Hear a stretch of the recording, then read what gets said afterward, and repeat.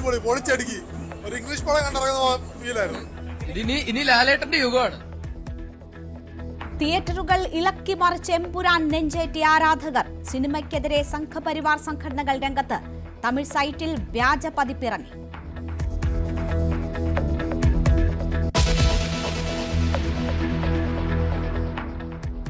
സംസ്ഥാനത്തെ സ്കൂൾ പ്രവേശന പ്രായം 6 വയസ്സാക്കി ഉയർത്തും. 2026-27 അധ്യയന വർഷം മുതൽ നടപ്പാക്കുമെന്ന് വിദ്യാഭ്യാസ മന്ത്രി.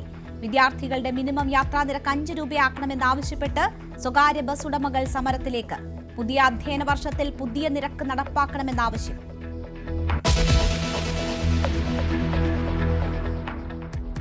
മലപ്പുറം വളാഞ്ചേരിയിൽ ലഹരി സംഘാംഗങ്ങൾക്ക് HIV ബാധ.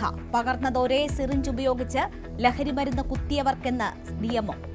താനൂരിൽ MDMA വാങ്ങാൻ പണം നൽകാത്തതിന്